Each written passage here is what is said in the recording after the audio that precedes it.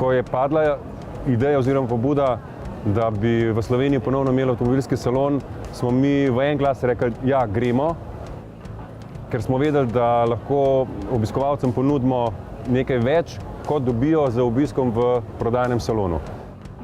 Odločili smo se predvsem zaradi tega, ker verjamemo, da bomo lahko vozila, ki bi sicer lahko predstavljali samo v salonih, v naših salonih, samo preko oglaševalskih kampanj, da jih lahko predstavimo tudi širšemu občinstvu. Takšnega obiska ne moremo doseči v naših salonih. Smo ugotovili, da ni vse, da si lahko avtomobile ogledaš na internetnih straneh. Mislili smo, da je to zdaj vse lahko preko interneta.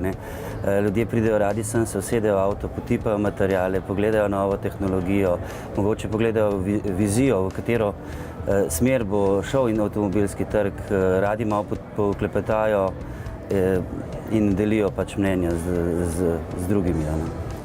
Ne samo zato, ker je v tem času pravzaprav ogromno novih modelov, ampak tudi zato, ker je prav, da ljudi podučimo, kaj novega na področju avtomobilnosti. Ne govorimo samo o novih tehnologijah, tistih, ki vplivajo na večjo varnost in udobje pri vožnji, ampak tudi o novih paradigmah, ki se pojavljajo v svetu mobilnosti. Ali je to avtonomna mobilnost, ali je to električna mobilnost, lahko celo koncepti, kot so car sharing, souporaba avtomobilov. Ali je ljubljanski avtosalon prodajni ali ne, o tem se še danes krešejo mnenja. Mislim, da je avtomobilski salon v prvi vrsti najprej velika priložnost, da si ljudje ogledajo različne znamke, različne produkte na enem mestu. Prav gotovo pa, če že ne vzbudimo razmišljanja o nakupu, pa vsaj na nek način navdušimo stranke in pokažemo našo prisotnost.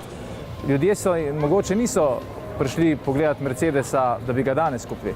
Verjamemo pa, da smo pri njih s kakovostjo svojih izdelkov, s kakovostjo storitev, ki jih ponujemo, vzbudili zanimanje, s čimer verjamemo, da jih bomo nekaj pritegnili v prihodnosti k nakupu teh vozil. Ta salon je delno prodajno tudi usmerjen, seveda. Vsi smo v času salona naredili tudi kakšno prodajno akcijo, se pravi smo rekli v času salona so določene ugodnosti pri nakupih. Ljudje, ki se trenutno odločajo za nakup avtomobila, so rekli, mogoče pa počakal na sejem, pa bom na sejmu si pogledal različne avtomobile, pa bom pa lažje se odločil. Preden smo šli na ta salon, se nismo zastavili nekih kvantitativnih ciljev. Smo se pa dogovorili, da na avtomobilskem salonu ne bomo prodajali. Bomo pa seveda vse stranke, ki bodo nakazale interes po testni vožnji, po dodatnem zanimanju in po dodatnih informacijah, vpisali v knjigo obljub. Lahko rečem, da dnevno naredimo okrog 200 kontaktov, za katere trdim, da so kakovostni kontakti, da to niso kontakti, kjer bi stranka pustila naslov zgolj zaradi tega, da dobi neko nagrado, ampak je to kontakt, kjer je stranka res pokazala zanimanje in pa interes po dodatnih informacijah. Tako da res hvala vsem obiskovalcem, ki so se oglasili na našem razstavnem prostoru z kompetentnimi, kvalitetnimi vprašanji, na katera upam, smo na enak način tudi odgovorili. Avtomobilske znamke so svoj nastop na salonu oblikovale s precej različnimi strategijami.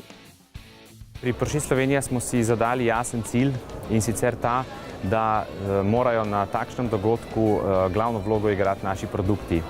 Glede na to, da ni veliko prostora, tukaj pač dejansko ne moreš razstaviti kompletne palete, smo to nekako razdelili v 3 dele.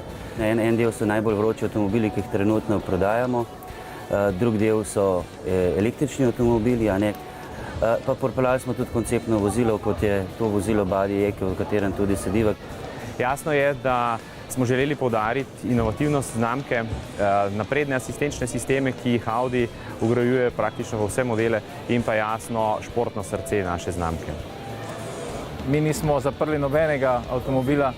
Verjamemo, da je izkušnja ne samo ogleda, ampak tudi uporabe vozila tu lahko maksimalna samo na način, da se človek usede v avto. Zato so vsa naša vozila odprta. Tisto, kar smo mi poskušali narediti drugače, je pravzaprav vse, kar se dogaja ob salonskom. Z aktivnostmi, teaserji smo začeli pravzaprav že kakšen teden prej. Ne le na salonu, ampak tudi povsod drugod po Sloveniji. Štartali smo v Mariboru, se pripeljali v Ljubljano, poskušali zaobjeti čim širšo ciljno publiko. Danes dopoldne recimo smo prevažali ljudi na delo. Potem pa smo pripravili pravzaprav vsakodnevno vsaj 2 dogodka. Prvi dopoldanski je ponavadi namenjen izobraževanju na temo novih tehnologij, varnosti v vožnji, popoldne pa se ljudje lahko podružijo z mnogimi slavnimi osebami, ki so na tak ali drugačen način povezane s Fordovo znamko. Stranke, ki pridejo obiskati naš razstavni prostor, so sprejete kot gostje. To pomeni, da so dobrodošle, se tukaj počutijo udobno, v drugem koraku, ko pokažejo neki interes, dobijo kompetentnega sogovornika. In želeli smo vozila predstaviti čim širši publiki, zaradi tega, ker imamo tudi vozila, ki niso več izključno premijska po ceni, ampak tudi in predvsem po kakovosti. Predstavljajo pa nek vstopni razred za slovenske zahtevnejše kupce, začnejo se namreč že pri 20 000 evrih. Da avtosalona v Sloveniji toliko let ni bilo, so krivi visoki stroški nastopa na takšni prireditvi. Na Dunaju so se recimo avtomobilske znamke predstavljale uniformirano, s standardnimi razstavnimi saloni. V okviru sekcije smo pravzaprav o tem glasovali. Večina članov se je opredelila, da želi ostati na identiteti blagovne znamke, ki je v marsičem vizualna in emotivna. Če je že prvi stik z blagovno znamko poenoten, to se pravi, da so vsi razstavni prostori identični, kar se tiče barv, osvetlitve, oblik, potem je nekako verjetno res nemogoče pričarati tisti občutek, ki si ga vsaka znamka želi. Pa bi lahko nastop na salonu kakorkoli pocenili. Jaz mislim, da s takšnim konceptom, kot ga vidimo tukaj, kot ga imamo mi, mislim, da je to zadetek v polno in da bi tukaj težko še karkoli reducirali stroške. Jaz mislim, da je to možno in da je to pametno. Ravno zaradi tega smo se tudi pri naši znamki odločili, da del budžeta, ki ga namenjamo ob sejemskim dejavnostim in tistemu, kar se dogaja pod črto, ojačamo. In prvi odzivi, predvsem po družbenih omrežjih, nam pritrjujejo. Lahko rečem, da smo se vsi avtomobilisti za letošnji avtomobilski salon izredno potrudili in da lahko pohvalim tudi vse ostale avtomobiliste in se jim na nek način tudi zahvalim, da smo šli na tako visok nivo, da bi lahko ta ljubljanski salon predstavili v katerokoli prestolnico v Evropi. Naj k izrečenim mislim kot avtorji tehnološkega paviljona še sami dodamo naše občutke.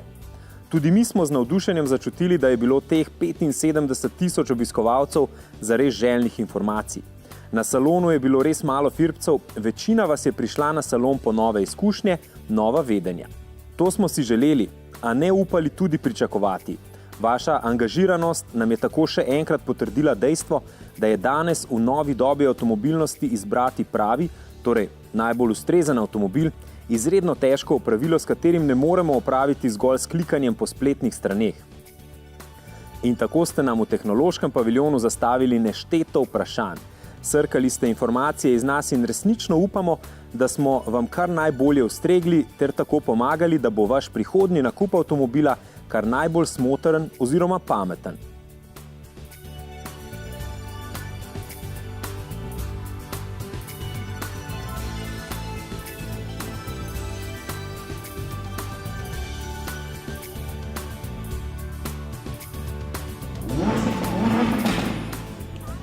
A če je bil 24. avtomobilski salon Slovenije kot lokalni salon v prvi vrsti usmerjen v pridobivanje bodočih kupcev, pa je bil v nečem zelo podoben velikim globalnim razstavam. Ženevski, frankfurtski in pariški. Bil je namreč izredno živ. Veliko se je dogajalo, avtomobilske znamke svojih razstavnih prostorov niso zapolnile zgolj z jeklenimi konjički, vabile so svojimi mobilnostnimi idejami, zgodbami, svojimi vrednotami. Avtosalon je bil tako odlična prilika, da ugotovimo, s katerimi avtomobilskimi blagovnimi znamkami se pravzaprav lahko poistovetimo.